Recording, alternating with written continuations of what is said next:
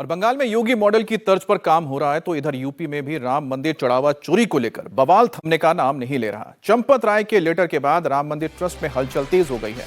बड़ी खबर है कि आज मंदिर ट्रस्ट के कोषाध्यक्ष स्वामी गोविंद गिरी महाराज चंपत राय से मुलाकात करने गए। अयोध्या के तीर्थ क्षेत्र भवन में स्वामी गोविंद देव गिरी और चंपत राय के बीच करीब 2 घंटे मुलाकात चली है। तीर्थ क्षेत्र भवन में गोपाल राव भी मौजूद थे, लेकिन स्वामी गोविंद देव गिरी और चंपत राय की मीटिंग में वो शामिल नहीं हुए। दोनों ने अकेले में 2 घंटे तक बातचीत की।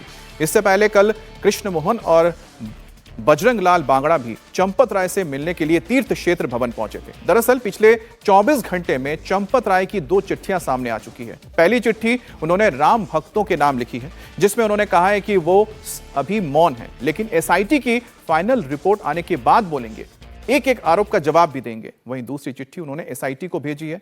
चंपत राय ने एसआईटी को लिखित बयान में कई बड़े खुलासे किए हैं। चंपत राय ने चढ़ावा चोरी के दौरान हुई लापरवाही का सारा ठीकरा एक तरह से अनिल मिश्रा और एसबीआई पर फोड़ दिया है। चंपत राय की इन दोनों चिट्ठियों के बाद हड़कंप मच गया है। राम मंदिर ट्रस्ट के एक एक सदस्य उनसे अब मिलने पहुंच रहे हैं। ट्रस्ट की ओर से इस्तीफे देने के बाद चंपत राय अब एग्रेसिव हो गए हैं। एसआईटी को भेजी गई चिट्ठी में चंपत राय ने चढ़ावा चोरी का ठीकरा सीधे सीधे अनिल मिश्रा और स्टेट बैंक के कर्मचारियों पर फोड़ दिया है। चंपत राय ने कहा है कि चढ़ावे की गिनती की एसओपी तय करने के लिए 5 फरवरी 2025 को स्टेट बैंक के साथ जो करार हुआ था, उसकी जानकारी उनको नहीं दी गई। अब उसके बारे में उन्हें कुछ पता ही नहीं है। चंपत राय ने कहा कि 2020 से ट्रस्ट ने जितने भी एग्रीमेंट किए, जितने भी एमओयू किए हैं, उन सब पर उन्होंने साइन किए, लेकिन इस एग्रीमेंट को उनकी ओर नहीं लाया गया, यानी कि उनको भनक तक नहीं लगी कि क्या एग्रीमेंट हुआ है, एसओपी क्या है। इस पर अनिल मिश्रा और स्टेट बैंक के अयोध्या में चीफ मैनेजर गोविंद मिश्रा के साइन हैं।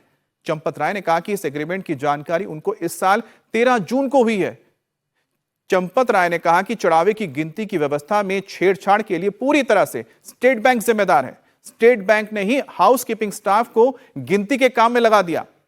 चंपत राय ने एसआईटी को लिखा है कि इतने सेंसिटिव काम के लिए हाउसकीपिंग के स्टाफ को लगाना सरासर गलत था और यह गलती स्टेट बैंक ने की है। स्टेट बैंक ने ही गिनती करने वालों की कड़ाई से फ्रिस्किंग यानी तलाशी का काम बंद कर दिया। स्टेट बैंक ने बिना जेब वाले कपड़े पहनने के नियम को फॉलो ही नहीं कराया।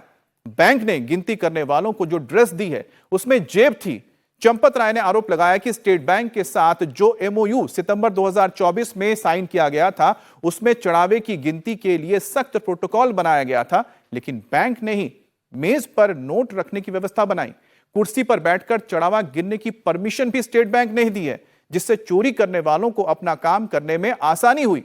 चंपत राय ने एसआईटी को भेजे अपने बयान में कहा है कि 2024 के एमओयू में चढ़ावे की गिनती की निगरानी की कड़ी व्यवस्था बनाई गई थी। काउंटिंग रूम में सीसीटीवी कैमरे लगाए गए थे, लोहे की सलाखों वाला सिक्योरिटी गेट लगवाया गया था।